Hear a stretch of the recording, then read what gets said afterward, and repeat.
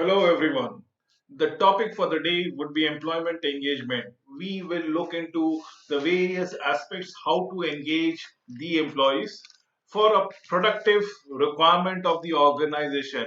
Remember, the idea is to understand what are the various engagement procedures and what is the advantage of having an engaged and engrossed together. So that with that we proceed to the next particular slide.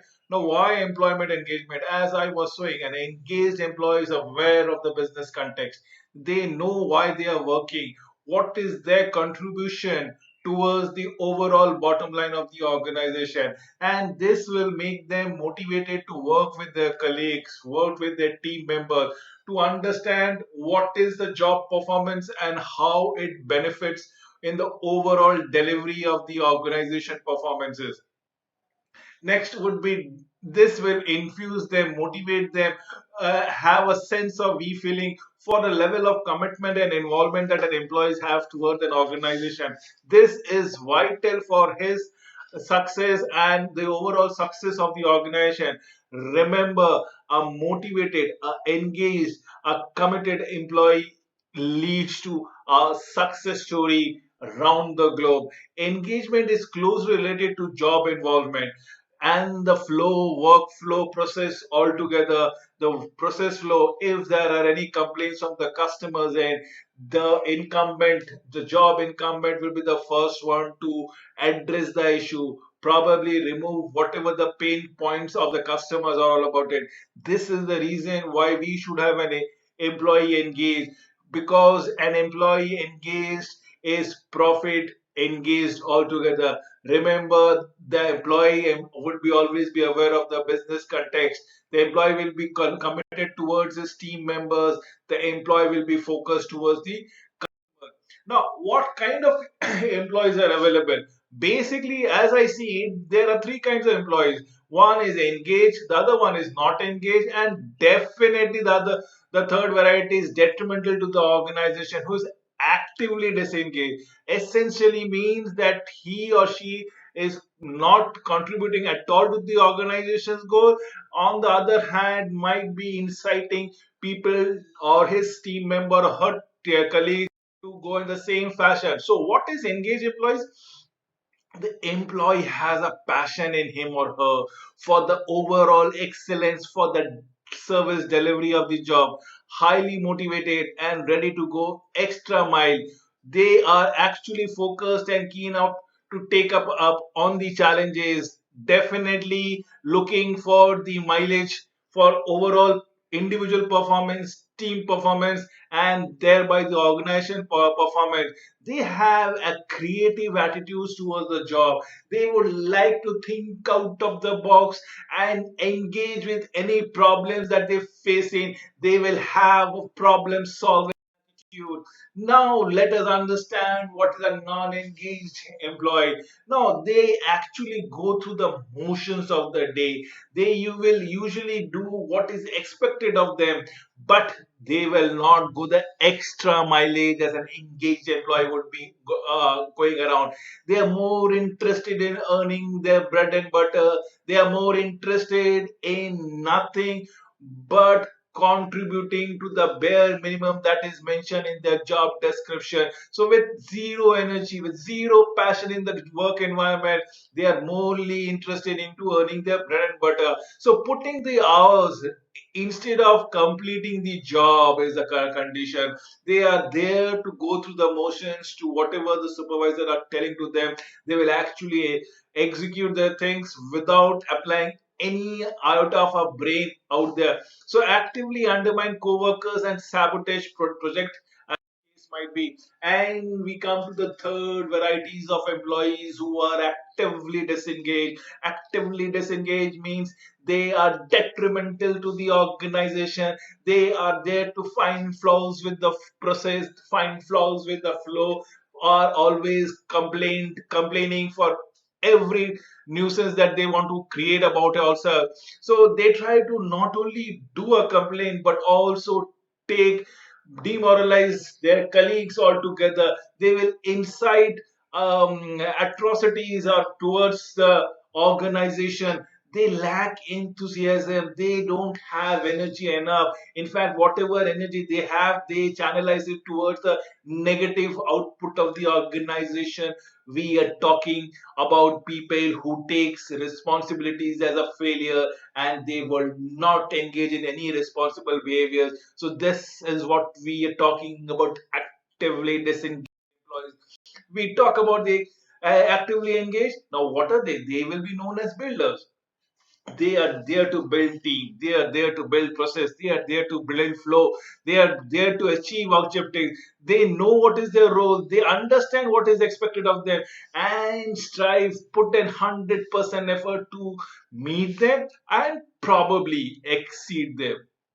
These are the people who are performing as the highest epitome all the time, every time. You put them in a difficult situation, they will come out as a winner. You put them in a normal situation, it will be a cakewalk for them.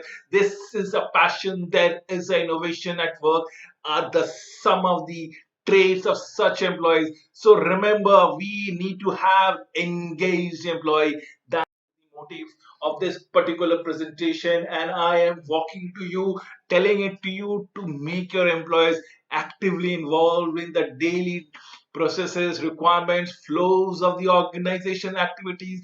On the other hand, not engage other people who concentrate more on the task rather on the goals and the outcomes. They are basically order takers. They will wait for orders to be issued to them and they will execute them. They will not put any ideas, any thoughts towards the work that they are carrying out. They feel that the contribution is often overlooked. In fact, there is a condition of taking a pity of about themselves in every situation, in every walk of their respective life. So their potential, they think, has not been tapped at all. Absolutely not engaged employees is what we can define them. This is the people who leaves an unproductive relationship with the managers and the co-workers exist. They don't try to build bridges. On the other hand, they neither try to burn the bridges. Probably they are more interested to remain in the status quo, is what the criteria describe best as non-engaged employees. Let us look at actively disengaged employees. They are absolutely detrimental. They are fallacies. They are uh, absolutely not interested to do any value added works towards the organization. In fact, it will be prudent to say they're virtually against everything that is good in the organization. Being unhappy of at work is their trademark, because they are more interested to sow a seed of negativity at any given opportunity, at any given point of time. They are more interested to find flaws in the process. They are more interested in criticizing the organization, even though they take the salary from the organization itself. So undermine the accomplishment of engaged workers. In fact, at times they bully them, at times they demean them, at times they dehumanize them, absolutely humiliate them at any platform. And it need not be only limited to the official environment. Even on the domestic front, when they do out, they make it a point to subdue the engaged employee at every level. They are the one who can cause the greatest and probably the worst damage that an organization can be facing. So let us actively see what actively disengaged employees are and how to deal with them. Let us understand the composition of employee engagement. Remember, absolutely, this 30% of the total population is what is the actively or the valued employee we are talking around it, whereas not engaged employees are approximately 55%, who are just going through the motions, who are just executing their work. Basically, they are logging their time hours. Basically, they are there to win or earn their salaries, nothing beyond it. they are not motivated, they are not future oriented, they do not aspire for any other position rather than which they are continuing to do so, and probably are happy to continue with the position for time immemorial to come. And then the last 15% is what we call as actively disengaged employees. These are negative people. This is what we got to go around it. If actively engaged people are positive in nature, actively disengaged people are detrimental in nature, are vicious in nature, and should be avoided. We talk about the career development opportunities for personality development. Career development is management of talent. You know what is there inside an employee, and can you nurture the talent for a serious position, for a senior position, for a competitive position, and accordingly remunerate the person altogether. The clarity of the company values can be told in the leadership that you entail upon, the characteristic that you display when your day-to-day handling of your issues, of your colleagues, and anyone with the stakeholders, be it the customers, be it the vendors. We are talking about dignity in terms of respecting treatment of the employees, the leadership. Leadership is all we aspire to. Leadership that is transparent, leadership that is ethical, leadership that shows how we value the principles of the company altogether. Then we are talking about empowering the employees, giving them power to deal away the small issues before engaging them for higher responsibility. Empowerment, if one actually makes an employee values his own contributions toward the organization and thus becomes an integral part of the organization. We are talking about the corporate image that a company or the employee can build for the company. Equal opportunities and fair treatment, something which we need to espouse upon. We need to talk about in terms of gender, in terms of pedigree, in terms of color of the skin, in terms of religion. Everybody should be treated equal under the law of the land of that of company. A sense of fairness, a sense of unbiasedness should prevail towards everyone in the company. Then there is something called performance appraisal. One should be appraised based on the performance that he or she has displayed or showed in the previous year. Everything should be treated ideally. How transparent are you in evaluating the performance and rewarding the performer, and probably not so rewarding to the performer, non-performer per se. We are talking of the pay and benefit which should reflect the productivity or the contribution of the employees. The health and safety aspects of the employees are to be taken into consideration by the company so that the employee feels secure, the employee deliver in confidence, and they multiply the profits of the company altogether. This all will lead to job satisfaction. Remember, job satisfaction is not only the ease of the work that you do, probably the work and life balance that been extended by the company is also very important. That is what we are talking about. It needs to be done through communication. Yes, if things cannot be communicated, if people are don't encourage free flow of ideas and communication from any vertical or any horizontal platform, people might get stuffed. They are not able to say, express themselves. Things get bottled up. Family friendliness is one thing which we need to attribute. It is not only the workers who are working together within an organization, they are also made up of family, and if family is respected, they feel recognized. For family friendliness is a must thing, and let us not forget, if everything has to be there and perfectly moving in a smooth fashion, it requires a lot of cooperation. So these are the factors of employee engagement which leads to feeling valued and involved. This leads to overall engagement of an employee, engagement of an organization, engagement of the fraternity that we go around.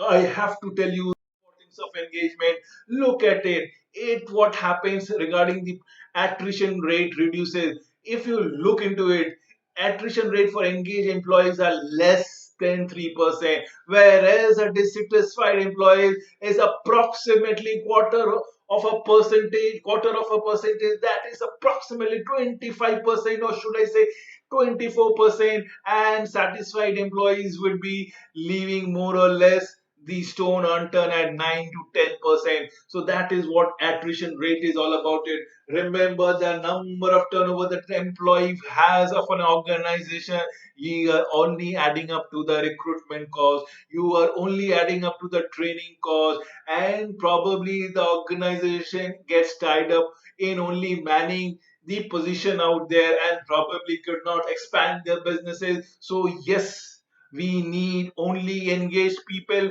because that means they will be contributing towards the productivity of the organization in the long run, since they are going to stay in the organization around, deliver around. Engaged employee, remembers, are more than 50% more productive than who are not engaged. Look what an engaged employee is all about it.